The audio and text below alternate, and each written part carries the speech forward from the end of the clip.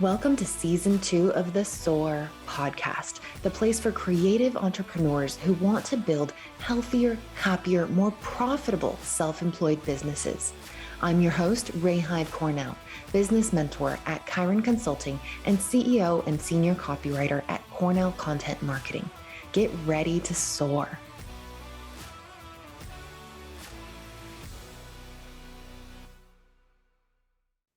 Welcome to the SOAR podcast. On today's episode, we have Nicole Elliott. Nicole, tell our listeners what it is you do.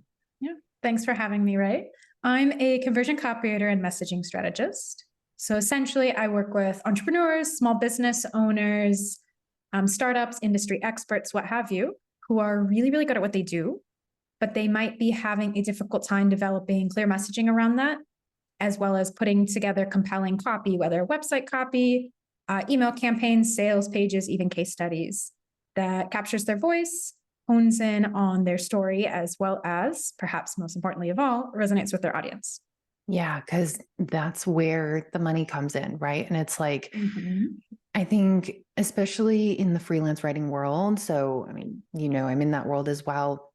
I've been a freelance writer for 16 years, but it's like everyone thinks, oh, conversion copy, like that's what you have to do. And I feel like there's so much pressure around it because that's what makes the money. So how did you get into conversion copy? And do you feel that sense of pressure, or is that could just be me that I'm like sensing this, oh, there's so much pressure on the conversion copywriters?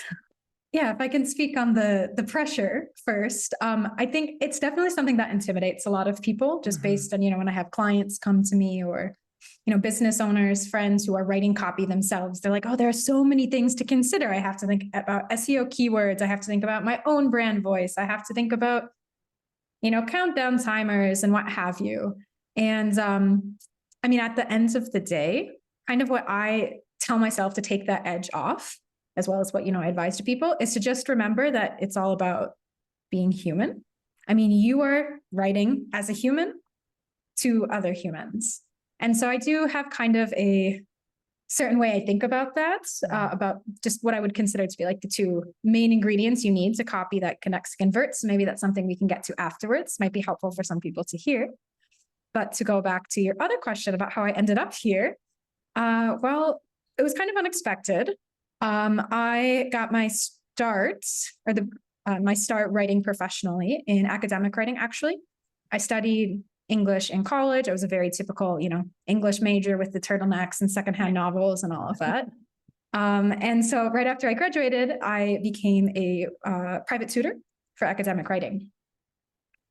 But pretty soon after, I just got kind of fed up with academic writing. It's very soulless. There's no personality. It's really just a matter of seeing who can cram the highest concentration of fancy sounding words in a sentence. Yeah. You're not writing for the person on the other edge. It's just to make yourself look great. So I stepped away from that and became an English as a second language instructor. So I taught in a few different places around the world and I loved it. But I still actually teach classes from time to time now. But I wanted to get back into writing.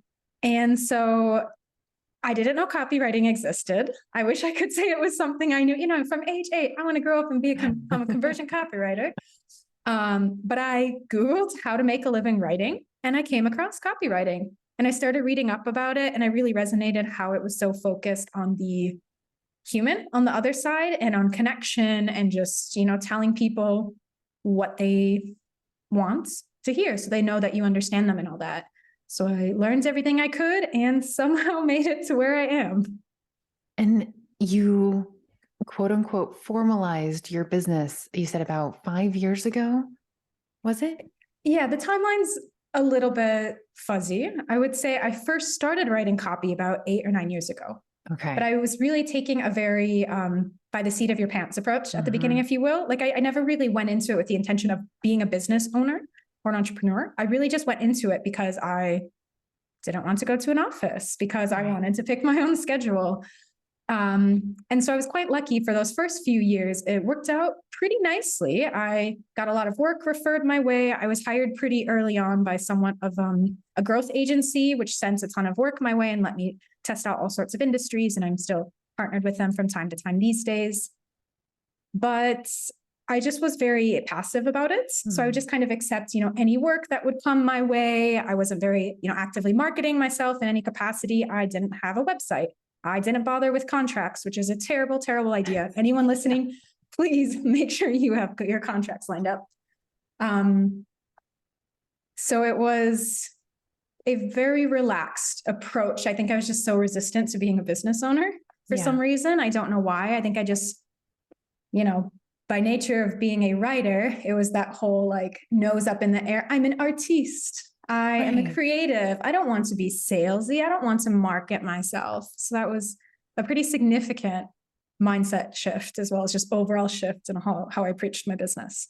Well, and I think the vast majority of writers who I know who do freelance writing nowadays for a living, we all started that way. I mean, I did pretty much the exact same thing, where I didn't start out as legitimately as you. I started in academic writing as well, but on the non-legit side, meaning I wrote papers for people and they paid me to do their homework, basically. Whatever works, no judgment. But then eventually, I went to Google and I typed in, okay, I'm good at this. Like, how do I make money as a writer doing legitimate work? And that's, I think, where we all start, is just going to Google, typing it in, and then kind of going with the flow. And we don't even realize that we can turn our skill into a business. Like, that's not even something that hits us until one day we're like, wait, I've been doing this for how many years? And oh, I guess this is what I do now, and I want to keep doing it. So we tend to then get our shit together and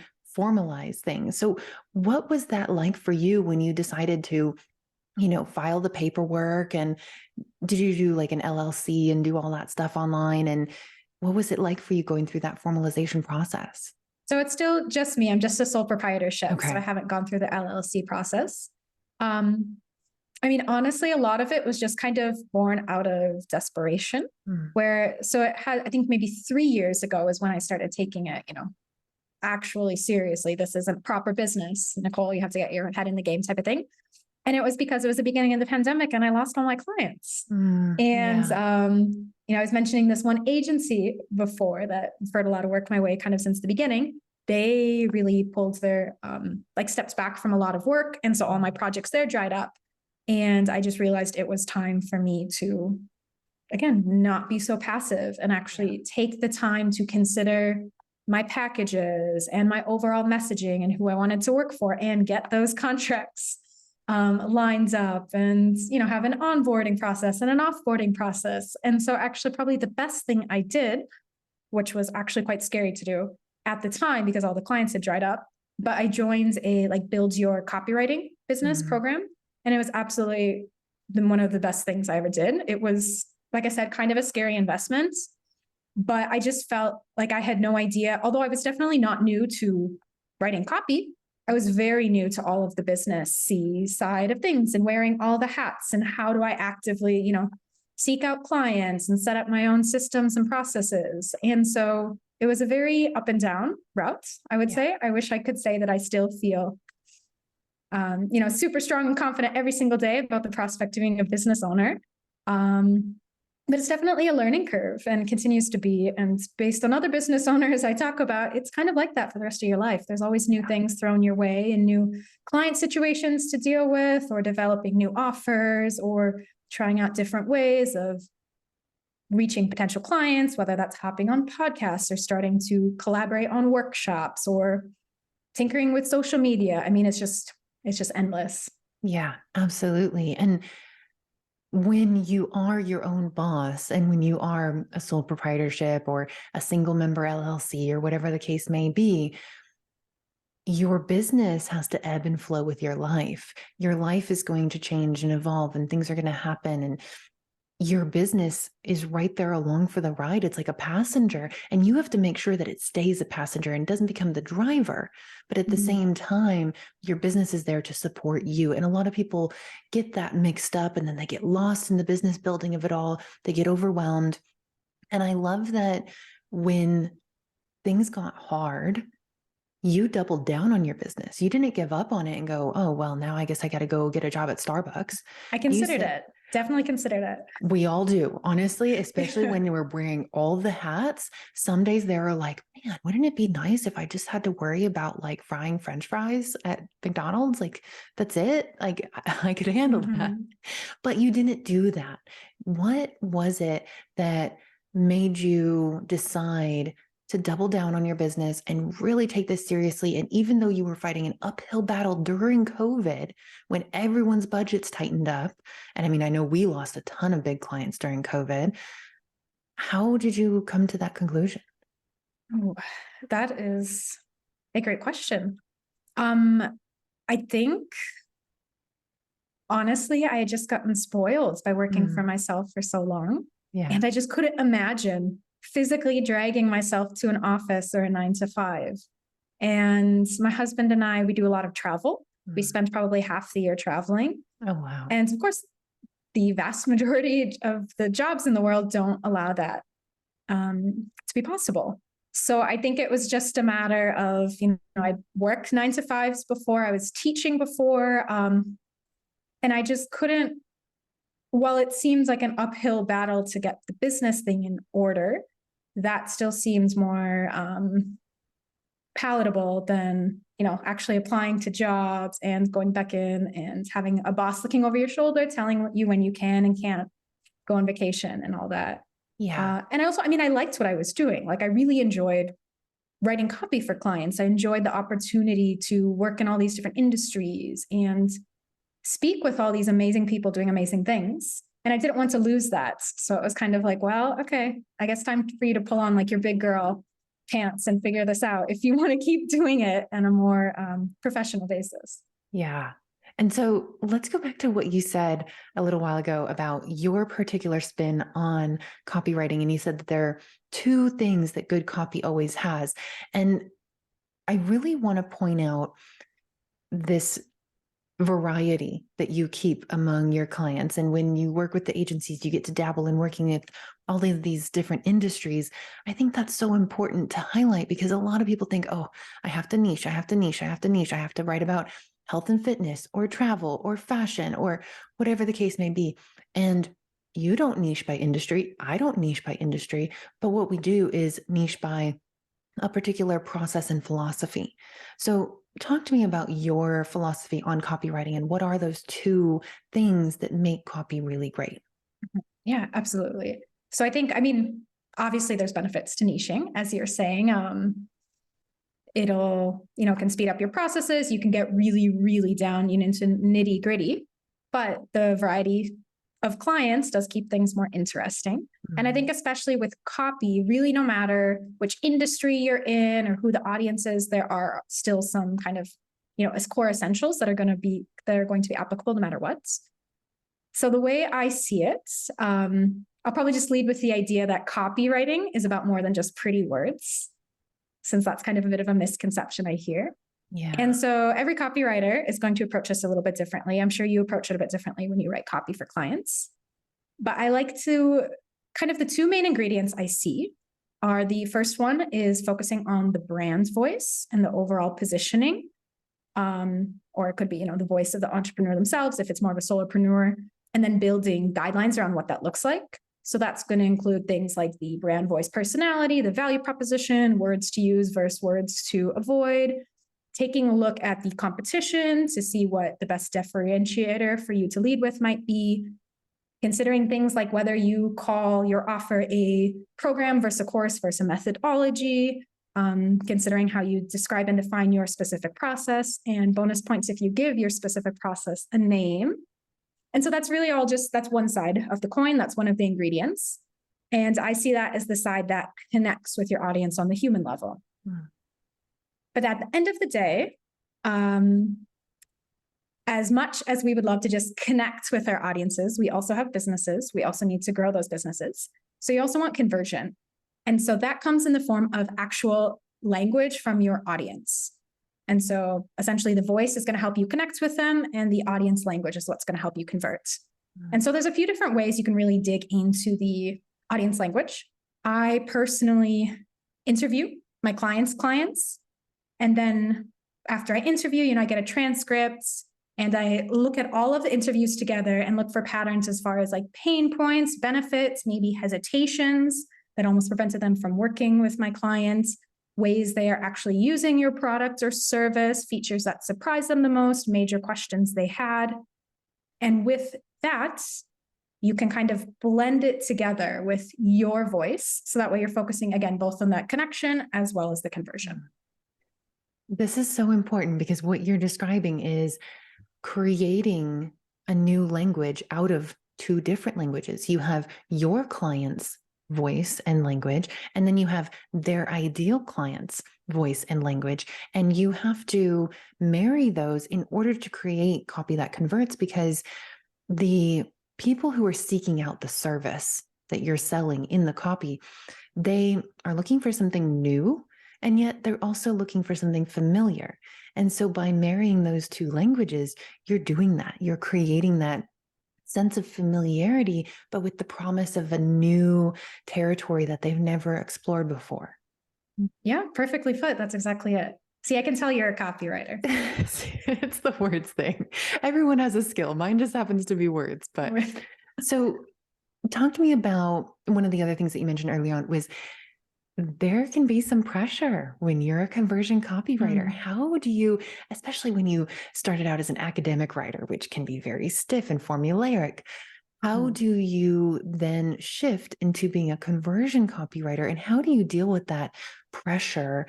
And again, if I'm like projecting, because I tend to feel pressure from clients when they're like, this page needs to convert, we need to get these results. How do you cope with that? Yeah. So I think, kind of like I mentioned at the beginning, it definitely helps to approach it from the perspective of just like, you're a human writing for other humans. But beyond that, there's always going to be that pressure, but especially when I'm talking to clients or if someone new comes to me with, maybe kind of unrealistic expectations, the reality is that your copy is never going to sit in a silo. So it's also very much, maybe the copy is great, but maybe there's an issue with the offer, or maybe there's not a great audience fit, or maybe the traffic that you're getting to this page isn't going to be, the exact group of people that should be reading this. So there's a lot of different factors that go into it. And another thing that I think can be helpful to keep in mind is that at the end of the day, you can work with the absolute best, most talented copywriter in the world. But what we are doing, maybe I shouldn't be saying this, maybe I'm shooting myself in the foot by saying this. But what copywriters do is essentially educated guessing. So there's always going to be, there's going to be extensive research. As I said, interviewing your clients, taking a look at your competition. There's going to be all sorts of work around developing an interesting brand voice. But sometimes, people are full of surprises. Sometimes you think a specific message is really going to hit right, and then it just doesn't resonate. And so a really useful process to add in, or a useful step to add into your copywriting process, is to save room for that adjustment and experimenting and, asking people. For example, you can have like an exit intent survey if someone is looking at your page, but then they hop off before moving to see, if there was anything that wasn't really hitting right. So it's really just, there's always going to be experimentation. It's always going to be trial and error. And I think that can be helpful to keep in mind, knowing that even the absolute greatest copywriters and messaging strategists might not get it right the first try. They'll be probably closer than someone, who doesn't have the specialized skill set. And they'll probably have a clear idea of what it means to then switch it up or change it to optimize it. But there's always going to be changes. There's always going to be tweaks needed. So it doesn't need to be perfect that first try. And I think that's true for all creative services. When you say that copywriting is educated guessing, really what you're saying is it's a science and an art. The educated part is the science, where we can do like A/B testing and looking at data and looking at best practices and trends. And then the guessing part is the art.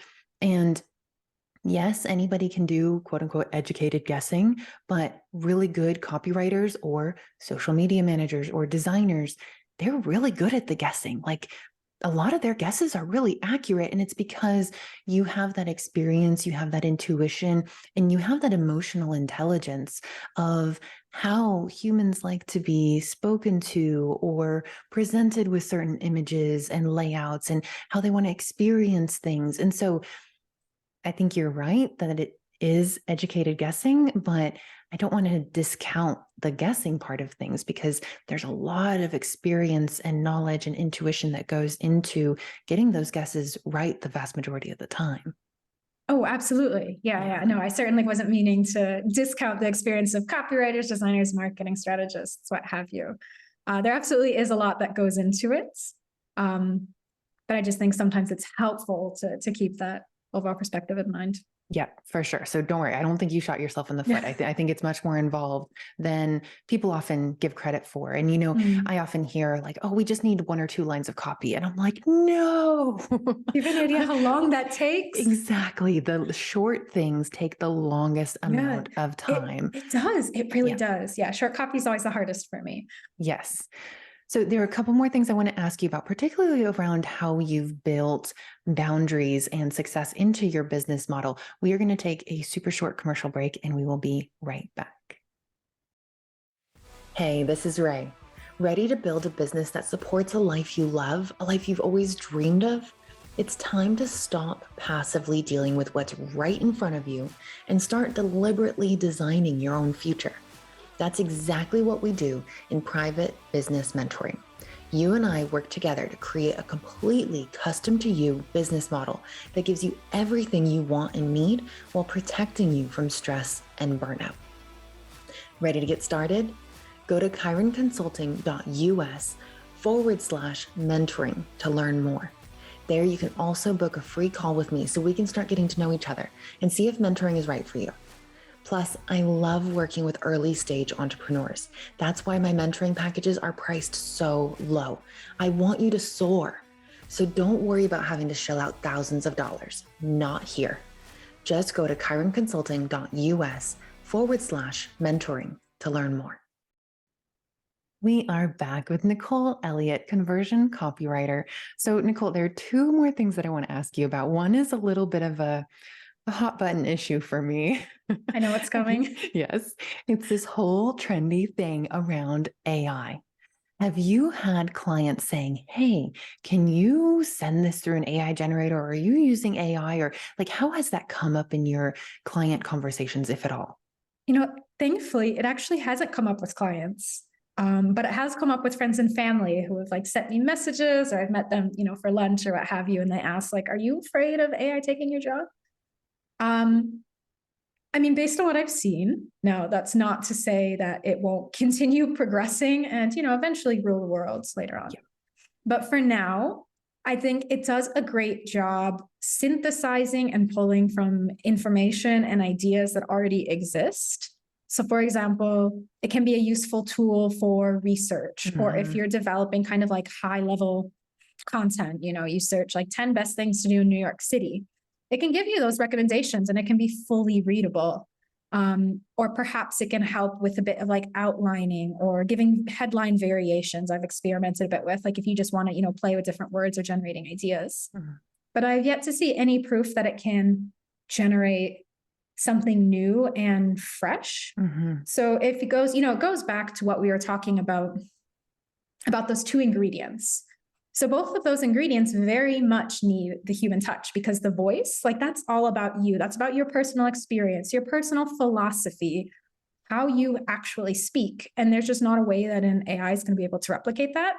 So sure, you can have an AI write your copy, but it's probably not going to sound that different than anyone else's. Exactly. And as well as, factoring in the audience language, same goes, because as you were saying, it's a bit of an art and a science. So knowing when to integrate those things that are both going to make, the copy unique. I have yet to see it come forth and produce something like that, but we'll see what happens. I think those are excellent points. The brand voice, that's a big one. I've worked with Writesonic and Jasper and ChatGPT and all of these things. And, some of the tools it'll ask you, what tone do you want this written in? And for some, I'll say educational, and some I'll say engaging, and some I'll say like entertaining. They all sound the same. Like the tool is not evolved enough yet to understand what engaging copy versus educational copy actually sounds like to a human. So I think that's a big one too, is the brand voice. And it's also kind of like, in my experience working with these AI tools, it's like talking to someone who English is like their second or third language, and they're relatively new to speaking English. And so they're good at like forming structures of sentences and things like that, but they don't quite understand the connotation that comes with certain words, And so it's like, I have meetings with people in Germany and Finland often throughout my weeks. And sometimes the team members are saying something in English, but the word carries a lot of charge. And I'm like, oh, I don't think they mean it like that. I think they mean like the dictionary definition of the word, but I don't think they understand the connotation and the emotional charge attached to that word in, let's say, the US where I'm based. And AI is kind of like that. It can use the right words, but it doesn't understand the feeling that is conveyed or the lack of feeling that's conveyed in particular language. Yeah, absolutely. I mean, it doesn't capture any of the nuance of the human experience, which you need in copy. Absolutely. Exactly. And just to put listeners' minds at ease a little bit before we move on to my last question for you here. So we're recording this at the end of March 2023. And what I recently learned is that Google is actually going to start penalizing websites that are using a majority of AI generated content. So now you saw all these AI generators come out, and then a couple weeks later, you saw all these AI content detectors come out, right? And now Google is very smart, and Google knows that humans like humans. Humans don't usually prefer bots and things like that. And so if a website has a ton of AI generated content, Google is going to notice that and start to demote it in terms of rankings. So I think for any writers who are listening and wondering about their job security in a marketplace that is going towards AI generated content and copy, I think you can relax. I don't think that any machine is ever going to be able to quite replicate what humans do. But I do think that as writers, we need to familiarize ourselves with these tools, understand their strengths and weaknesses, and be able to make recommendations to clients on when to use the AI and maybe how to edit it so that you're saving time in the writing process and leveraging that. But, you're still needing to infuse it with that human personality. Yeah, absolutely. I think at the end of the day, I mean, that's spot on, is that it's a tool that can help with some of the trickier parts of writing, but exactly. It's like when animation tools started coming out, and I think of South Park because I watch that show like religiously. But oh my at the gosh, beginning, me too. I love South Park. and at the beginning they had to actually move the little not cardboard, construction paper cutouts and things, and like put on the right mouths and all of that. And now they have tools that they can animate these things on computers in 6 days. So it's like that, like the AI stuff, it's going to be the tool that helps in the writing process, but it's never going to replace the humans altogether. Yeah. Now, the other thing I wanted to ask you is, in describing the clients that you work with, you say that you work with brands, companies, entrepreneurs that have a proven process. Now, that's an interesting kind of like line to say, hey, if you don't have a proven process, then we're not going to be a good fit. Tell me, what made you choose that as a selection criteria for your clients, and what has it done for your business? Sure. Yeah. So I would say, I mean, generally, when I'm meeting a client for the first time, I don't necessarily say like, hey, do you have a proven process or not? I definitely frame it a little bit more softly, especially because a lot of clients, they don't necessarily realize that they have a proven process. So perhaps a better way to describe it is just that they have like proven results. They have lots of happy clients, even if, they're having some trouble defining their offer or, figuring out how to actually break down their services. But regardless, they still are and have been providing great work or great services to clients. And so the logic behind that is something that I guess just kind of developed organically, because I was realizing, I mean, you need to work, it's much easier to write copy if someone does have proven results to back up, then you can interview their clients, which is something I've mentioned is really, really important to my process. And I don't want to work with like salesmen or snake oil salesmen or anyone like that, or anyone who's focused on just getting people to buy through angry countdown timers and excessive exclamation point. Yes. And so part of it was just a matter of, I knew that this was going to allow me to work with people who were actually, providing really high quality service. But it would also allow me to do my best job. So that's not to say that I don't ever work with people who are maybe, more early stage. There are alternatives if they're still figuring out the logistics of their offer or their audience. There might be some ways I can still help them with their copy. But if you don't have those specific things honed in on, it will be quite a bit harder. When I'm working with my mentoring clients, I often tell people, I probably sound like a broken record to them, but I always tell them, your process is whatever you need in order to do your job as best as you can. And so, for my clients, I always need them to set up a kickoff call. I always need certain assets from them before I can start work. And if I don't get those things, then our project's going to be delayed, and it's on them, because I told them, this is what I need in order to do the work that you're asking me to do. And you have built that in to your client selection process. And I can't emphasize enough how important that is to understand what it is that you need in order to do your best work. You have identified that you need to talk to the happy clients in order to pick up that second half of the language that you're creating. So for anyone listening to this, have a good long think about, what do you actually need in order to do your job?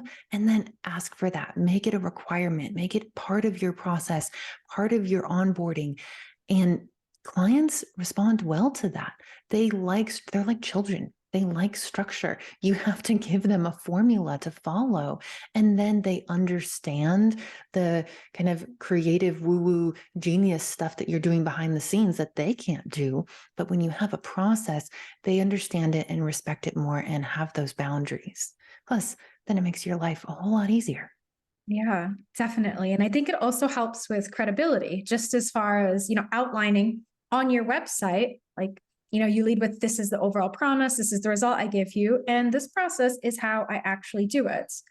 And I think I know my process is called the 3-step human first messaging approach. So if you can also add a bit of a sassy name on it, I mean, don't stress too much about the name. If you want to, have a little fun with it, feel free, but it can also be something really, really direct. Yes. But just, if you don't already have something like that, I would absolutely do it, because it's helpful both for you, as the service provider or as the business owner to own your own boundaries, but as well as, just great authority booster and credibility builder. Absolutely.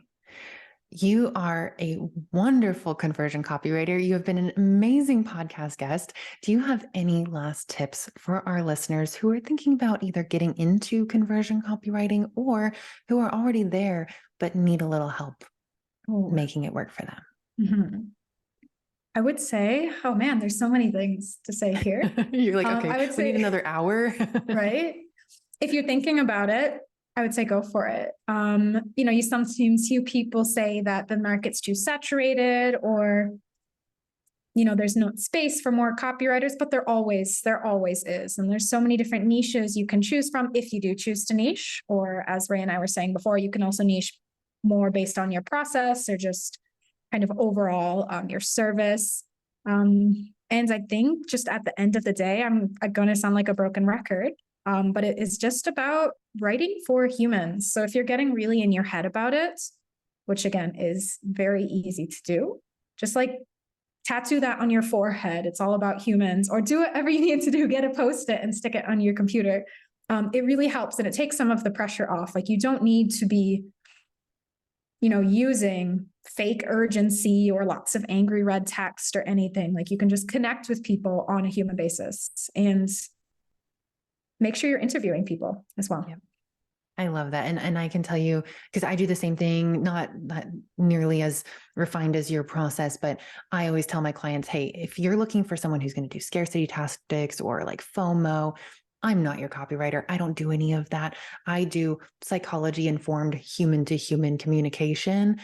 That's usually what I say. And so if you feel like, oh, I don't want to even try conversion copy because I don't like being salesy and I don't like the pages that have all this pressure, then break the mold, do it differently and help your clients do it differently because nobody likes to be sold to that way. So thank you so much for giving us an amazing example of what's actually possible. So Nicole, where can people check you out if they want to learn more about you? Yeah, absolutely. You can head to my website. So just Nicole Elliott, Elliott with 2 L's and 2 T's, .co. Unfortunately, .com was already taken. Of course, all the comms are taken. Yeah, right. But you do what you can. And I also have a free guide that has 5 quick ways you can give your website copy a connection and conversion boost. So if you just go to nicoleelliott.co/5, so 5 spelled out, quick steps. And I imagine Ray will be kind enough to link it in the show notes. Absolutely. And that'll help give, it's kind of before and afters and just a few ways that you can optimize your website copy overall. Amazing. Thank you so much for being here, Nicole. This was fantastic. Yeah. Thanks for having me on again, Ray.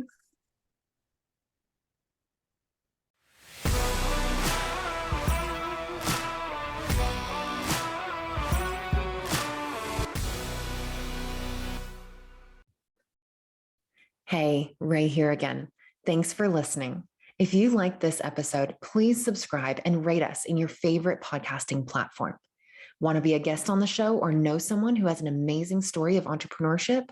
Apply on our website at chironconsulting.us/podcast.